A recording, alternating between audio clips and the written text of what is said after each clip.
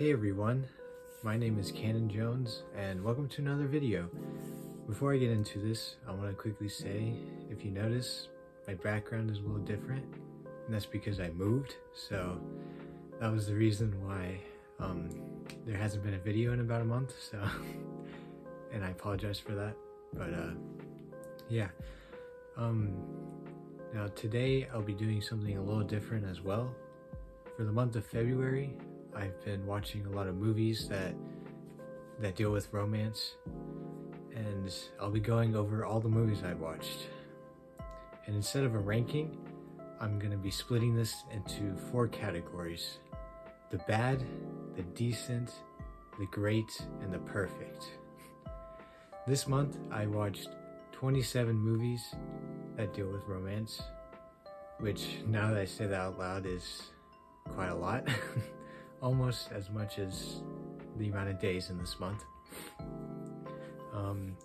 But before I get into this, I want to say please like and subscribe if you enjoy this video and my other content, and also please let me know if you want me to do this for every month, because this would allow me to talk about like more general things. And if you want me to do this more, I will, but I'll also do separate videos as well, so it won't just be that. But yeah, so let's get into it. So I'm going to be starting off with the bad, and boy, the movies in this category are really bad. Now there's only 3 movies in this category, but they're all from the same series, and that's The Kissing Booth. Whew, where to begin? Honestly, I can make an entire separate video on why this trilogy is absolute garbage. I don't care what anyone says. It is. I mean, most people can agree with me too, so but yeah, there's so many things wrong with this movie. So I'm just gonna, and I don't want to go super in depth, so I'm just gonna list off the things I don't like really fast. The first being the story / the premise of the entire trilogy. Very, very dumb, and it barely even has a kissing booth in it, so like the title is misleading. The second thing is the cinematography. The camera work, really bad. I honestly can shoot something better, and I have 0 experience whatsoever, but I'm confident that I can at least be more artistic with what I'm filming. The third thing is the characters. They're not realistic. They make really stupid decisions, and they're just plain annoying. And yeah, it's really bad. And the fourth thing is literally everything else. This trilogy is really bad. It's so bad. The worst one was definitely the second one. It was so bad that 30 minutes into it, I started watching YouTube, and I only had this movie on in the background because I just couldn't deal with how boring it was. And yeah, I can say with full confidence that I didn't really miss anything while I was on YouTube. So I can get the gist of it. I mean, I felt like this was written by a 6th grader, because I could honestly write something better. Like, it's just so bad. But yeah, I rated all of these half a star. Before I start rambling even more, let's get into the second category. The second category is the decent. Now there's only 2 movies in this category. The first one is Honor Society, which gave me really mixed feelings about once the movie ended. I went into this movie not knowing anything. I didn't see any of the trailers or anything going into it, so I didn't really know what the story was really about. But this movie had a lot of problems. The first problem is the color palette.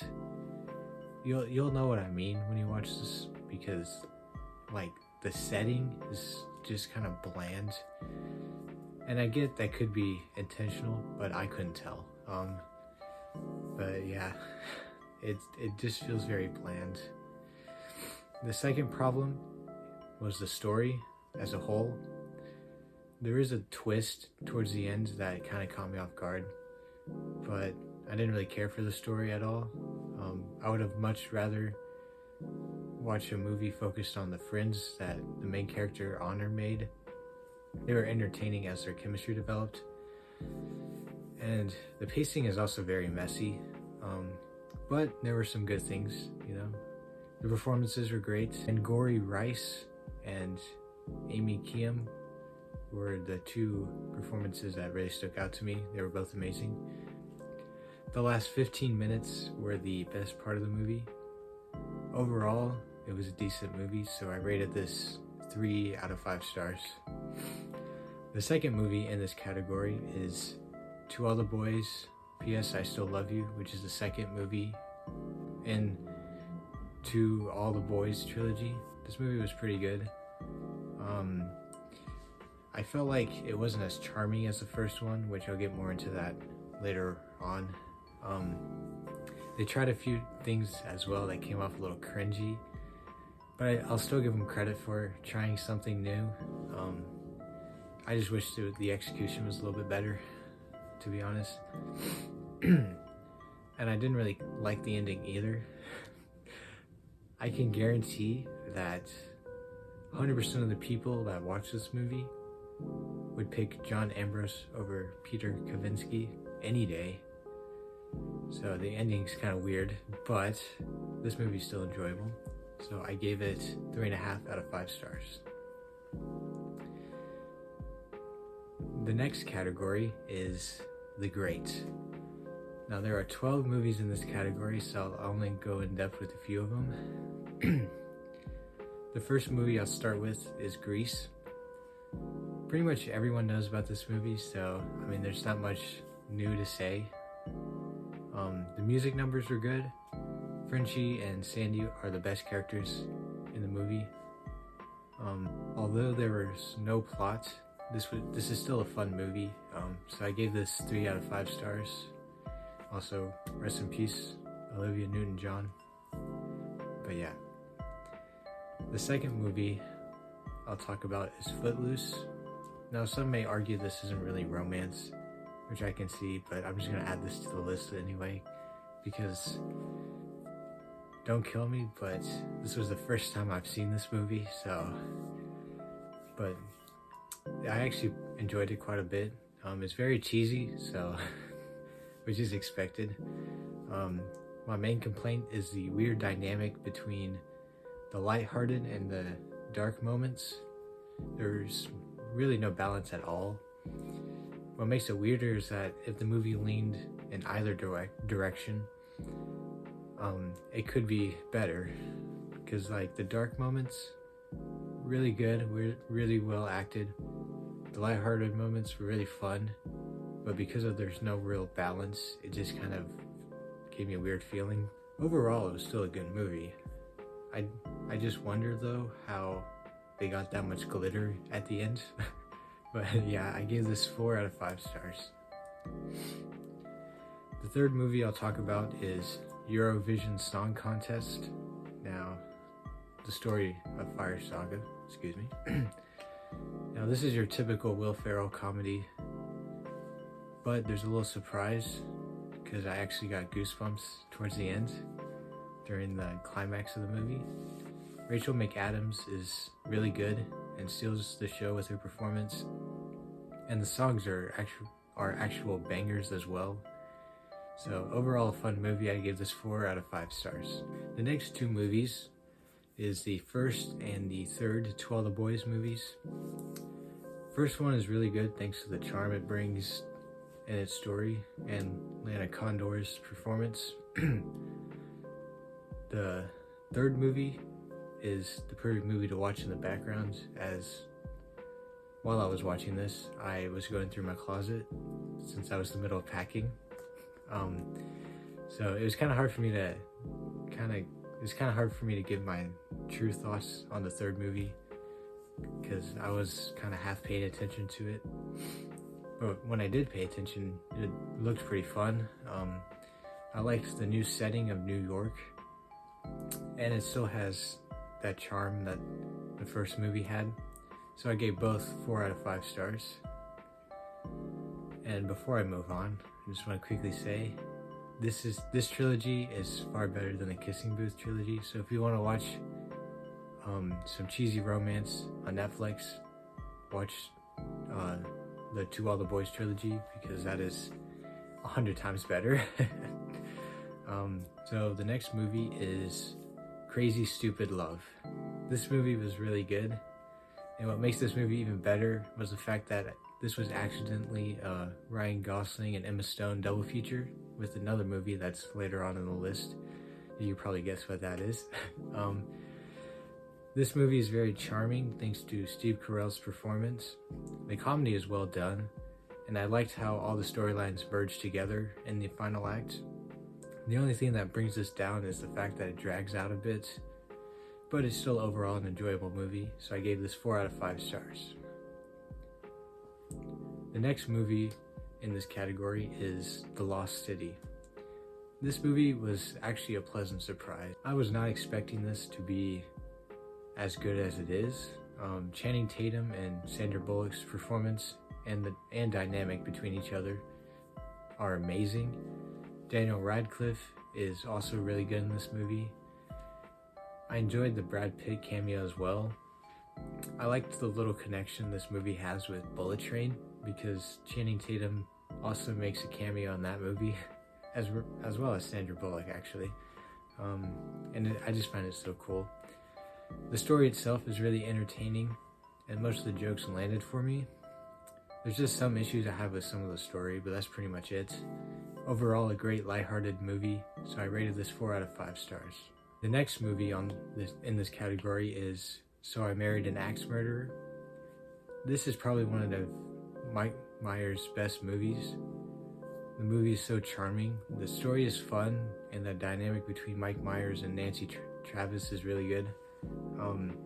And the comedy is great as well. I loved how the final act kind of switches genres. It goes from a rom-com to a thriller, and it's done pretty well. This movie also includes slam poetry, which I would love to see that live someday, but so yeah, this is overall a great rom-com, so I gave this 4.5 out of 5 stars. The next movie in this category is What If? Now, don't get this confused with the really bad Marvel show, which that's for another video. This is much better than that. This is probably one of the most underrated rom-coms. This movie features Daniel Radcliffe, who does a fantastic job alongside Zoe Kazan. Adam Driver is also amazing in this as well. He has one of the funniest lines in this movie. As far as the story goes, yes, it's a little predictable, but the story is done in a way where it's not boring at all. With these types of movies, I find myself sad when it ends because the characters are very interesting, and they're interesting enough where I could watch a 5-hour movie of just their daily lives and just be fine. For anyone who loves rom-coms, this is just a perfect movie to watch that you should see if you haven't already.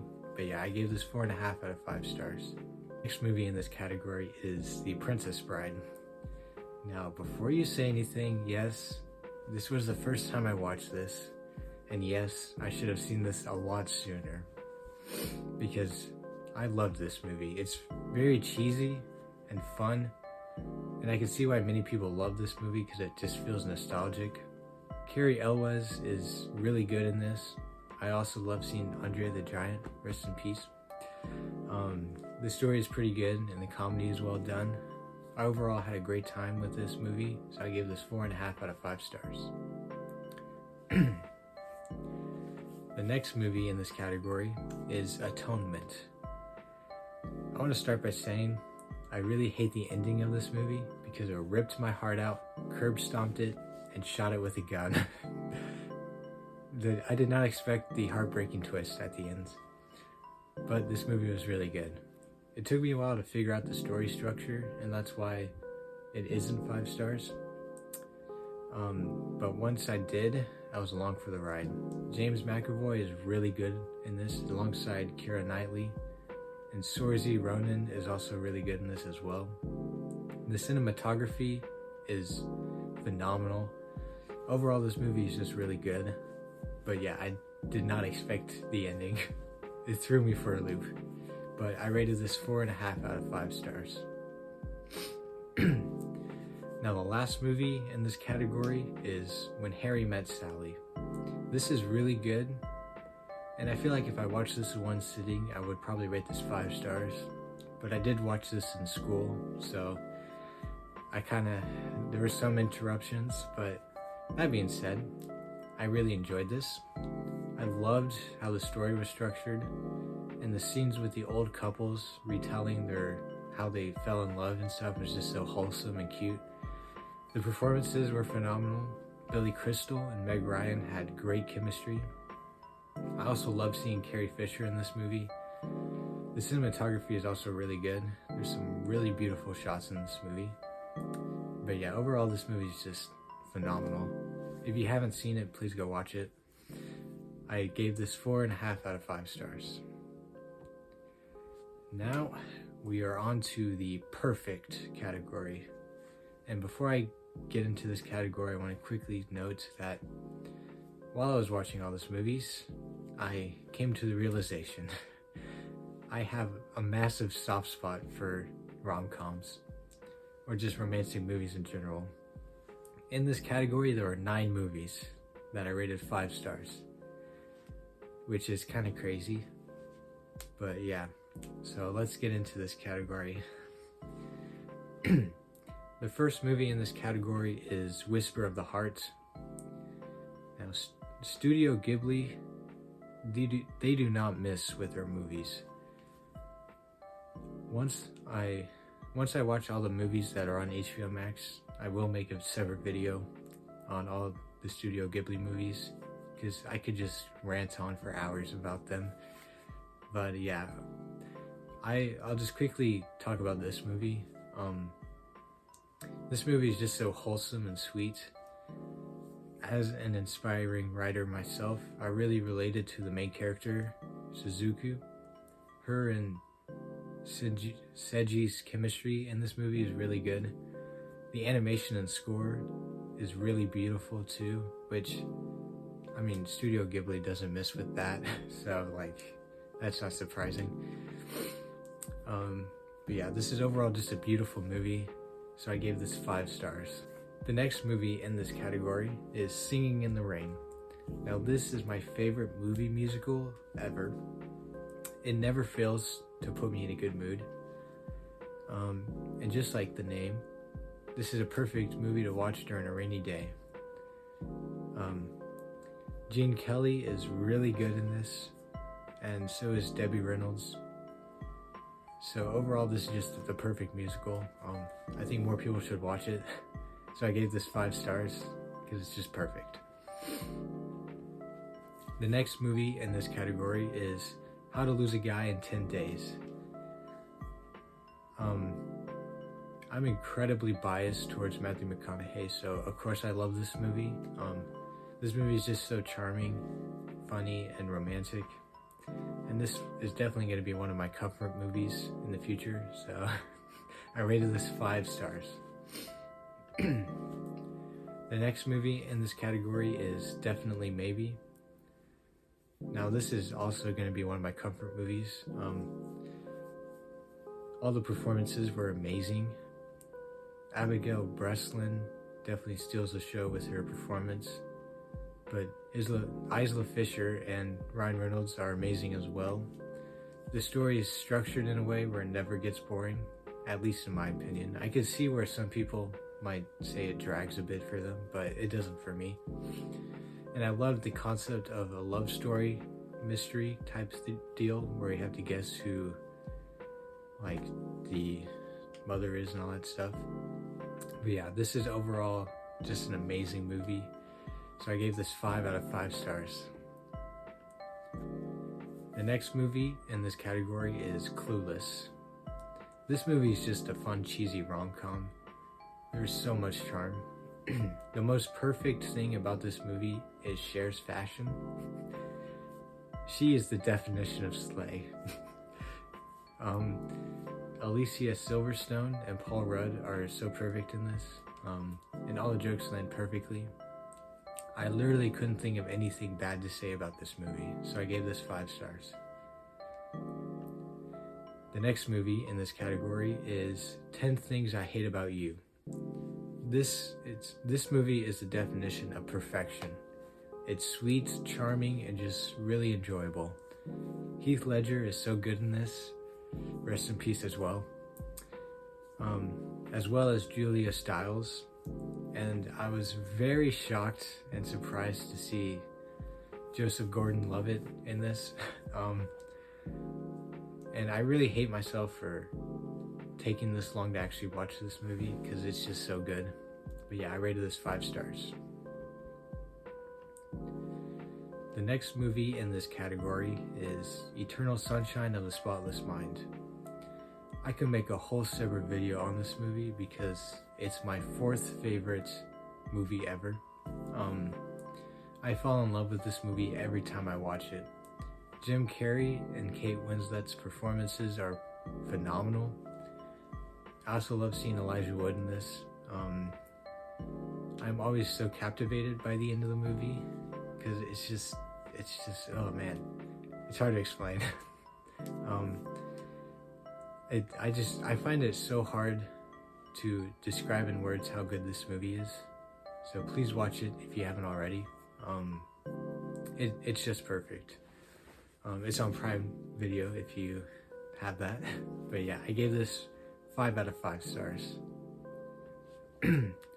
Now, the next movie in this category is The Wedding Singer, which if you notice, I got a picture up there of that. This is my favorite rom-com ever so far. Adam Sandler is perfect in this. And I am not ashamed to admit this. I have a huge crush on Drew Barrymore, so yeah. The soundtrack is such an 80s vibe. And Steve Buscemi is also in this, by the way. But yeah, this movie never fails to make me happy. It is just perfect. Everything is in this is perfect. So I gave this 5 stars, of course. But now it's on to my favorite watch of this month. And one that might actually sneak into my top 10 favorite movies of all time. But we'll see. But yeah, this movie is La La Land. This movie is just so good. I'm still listening to the soundtrack to this day. And I just love how they utilize color in this movie. And this movie low-key gave me Punch Drunk Love vibes, which is in my top 10. So Emma Stone and Ryan Gosling are perfect in this. The cinematography is also perfect. I think the cinematographer, the camera crew, and anyone else involved with the camera work should get raises, promoted, anything. They deserve everything. They could not have shot a more perfect movie. I just love this movie so much. I've been tempted to rewatch it a lot, so I might do that over spring break, but we'll see. But yeah, this is just a perfect movie. So of course I gave this 5 out of 5 stars. But yeah, I hope you enjoy this video. If you like the style, once again, please let me know in the comments, because I might do this for every month, because this will allow me to talk about movies more on a vague spectrum, but I'll also do more distinctive videos on certain topics. But yeah, if you do enjoy this, please subscribe.